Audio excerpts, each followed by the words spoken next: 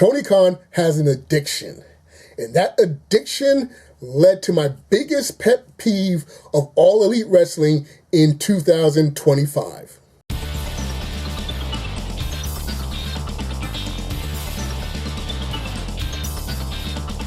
Hello, I'm High Heel Knight. Welcome to my channel. This is my biggest complaint about all Elite Wrestling in 2025.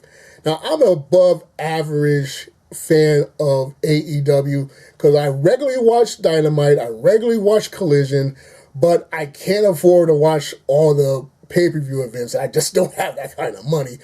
Plus, there are regularly other wrestlers from other companies that visit in and out of AEW, and it's hard to keep track, but I do enjoy most of it. But there's something that I just annoys me and other people complain about, but I really can't stand it, and that's Tony Khan's addiction to creating new titles. Ever since Dynamite launched, which is about 6 years ago, he has introduced at least one new championship, and he doesn't seem to be the interest of getting rid of anything. He just adds and adds and adds. Even when it seems like he's going to combine or subtract or reduce, no, he doesn't. And this year was the absolute worst of it.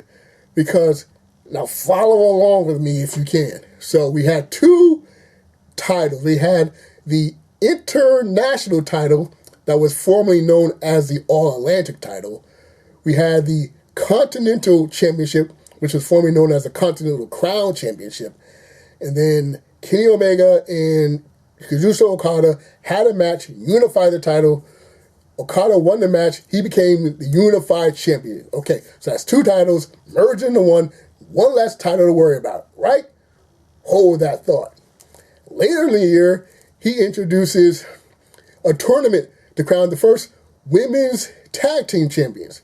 Now, yes, that's another championship added to the already overloaded roster of championships, but it's the women's division. There's plenty of ladies that can become tag teams that can actually, benefit overall. It's okay, fine.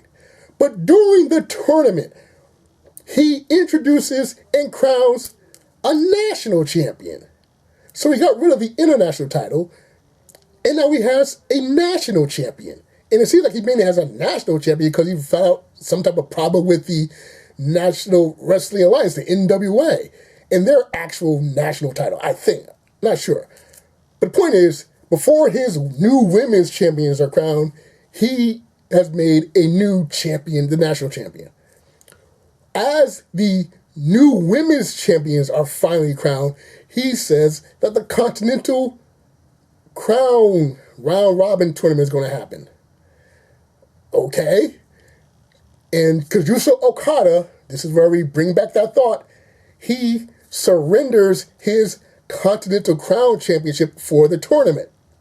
Meaning that he's still the champion, he's still the unified champion, but if he loses the tournament, then that title will go to whoever wins, and he'll just be back to being the international champion. And rather than him winning and reunifying, guess what? Someone else won it. So the women's tag team champions get crowned, and then like a week or two later, someone wins the Continental Crown tournament, and now we have a new Continental Crown champion, and our formerly unified champion is now the intellectual champion. And while this is finalizing, the Dynamite Diamond Ring Battle Royal comes up.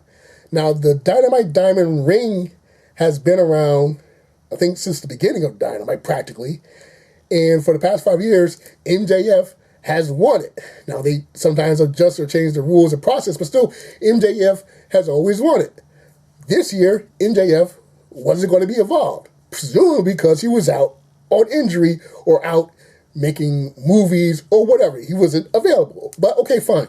We're still going to have the Diamond Ring thing, but MJF isn't involved, so that's why he's not going to be part of the process. But wait. Like the week of this tournament, the week before the Diamond thing, here's MJF cashing in his contract for a world title match. And so he is available. and yet he's not part of the Diamond Ring thing. Why? And so MJF goes to win the title. Oh, by the way, that contract gets changed because Tony Khan, for some reason, I guess he didn't have a problem with the whole, immediacy. So he said, okay, now the new rule is you gotta give at least 1 week's notice. And that's not how contracts work because MJF already won the contract. You can't change the contract after he's won it, but he somehow changed the contract. That's not how contract law works. But anyway, so MJF, at the time of recording, he's world champion, and yet there's another Diamond Ring champion. And I guess the Diamond Ring champion will eventually challenge MJF for the world title. I don't know. The point is, we had like 2 titles that were merged and then unmerged. We had the women's tag team champions. We have the national champion.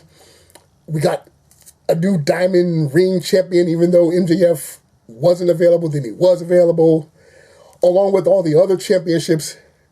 And that's just All Elite Wrestling. I'm not going to go into Ring of Honor because that's a whole kettle of fish I don't want to open, but I do know that the women's television championship was introduced in Ring of Honor. So yeah, year after year after year, Tony Khan introduces a new championship. It's just ridiculous. It's just ridiculous. There are times when I honestly don't know who's champion of what. Or someone say, yeah, I used to be this champion. Like, oh, really? I don't remember that. And I got to think. Oh, yeah. So, yeah, it's just ridiculous. That's my biggest pet peeve of 2025. Too many championships. It's just ridiculous, man. Someone take Tony Khan aside. Get that man some help. It's ridiculous. You do not need that many championships. Stop it. Just stop it.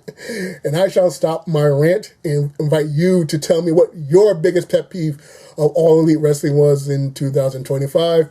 Like, button, subscribe, comment, share, find inspiration everywhere.